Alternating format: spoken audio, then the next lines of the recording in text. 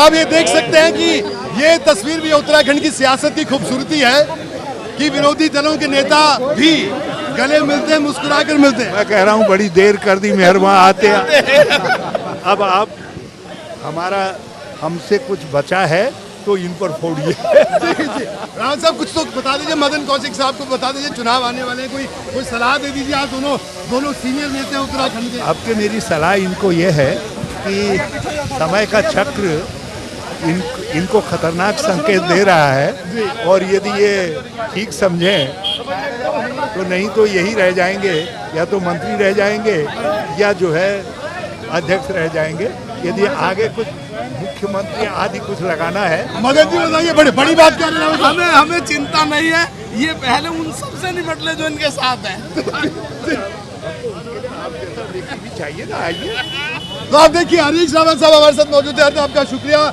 तो भारतीय जनता पार्टी के प्रदेश अध्यक्ष हमारे साथ मौजूद हैं, जुझारू तेज तर्रार प्रदेश अध्यक्ष, और सबसे बड़ी चुनौती इनके पास उत्तराखंड में सरकार को रिपीट करवाना। मदन कौशिक साहब आपका स्वागत है हमारी इस पद यात्रा में। जी बहुत बहुत धन्यवाद। जी मदन जी, क्या कहेंगे आप इस बार जो मिशन रिपीट लेकर आप चल रहे हैं, कितनी बड़ी चुनौती?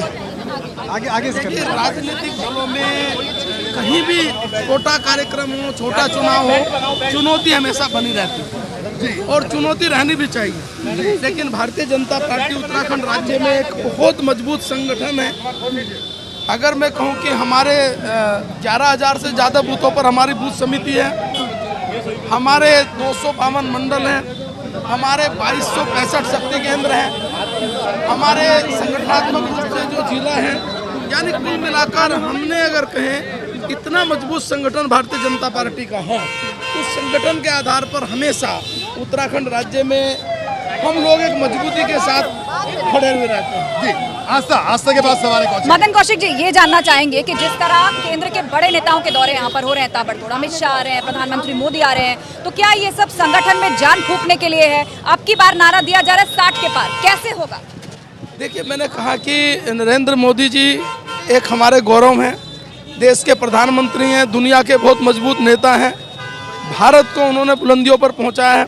उत्तराखंड राज्य में जब उन्होंने डबल इंजन की बात कही थी, तब शायद लोग सोच रहे थे क्या होगा। कल अमित शाह जी आए, उन्होंने कहा 85,000 करोड़ के ऐसे काम हैं जो पिछले 5 साल में हमने इंफ्रास्ट्रक्चर में मोदी जी के आशीर्वाद से राज्य में खर्च किए हैं। आज चाहे मेडिकल का क्षेत्र हो, चाहे युवाओं से रोजगार की बात करें, महिलाओं के रोजगार की बात करें, ये सारे ऐसे विषय हैं जहां हमने 5 साल में एक धरातल पर काम किया है। 8 लाख से ज़्यादा रोजगार दिए हैं। तो निश्चित रूप से एक मजबूत संगठन है, मोदी जी का आशीर्वाद है, उनके द्वारा किए गए काम हैं, राज्य सरकार के द्वारा किए गए काम हैं, और हमारे पास युवा नेतृत्व है। तो कुल मिलाकर इस बार आपने नेतृत्व का जिक्र किया, तो विरोधी पार्टियां इसी को लेकर निशाना साधती है। डबल इंजन तो है, लेकिन पायलट 3 बार बदल गया। देखिए, भारतीय जनता पार्टी एक ऐसी पार्टी है जहाँ पर दायित्व परिवर्तन होने के बाद किसी प्रकार का कोई इफ एंड बट वाली बात नहीं है। 2 बार दायित्व परिवर्तन हुआ, आपने देखा होगा। 24 घंटे में निर्णय हुआ, 24 घंटे में दायित्व परिवर्तन हुआ। वहीं दूसरी पार्टी ने केवल हमारे देखा देख पंजाब में प्रयास किया।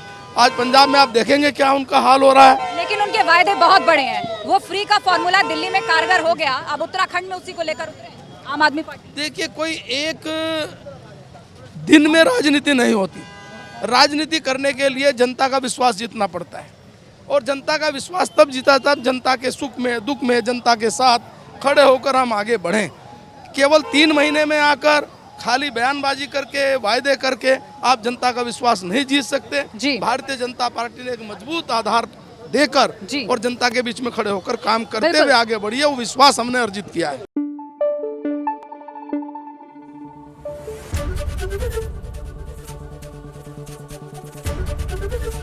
एबीपी गंगा, खबर आपकी, जुबान आपकी।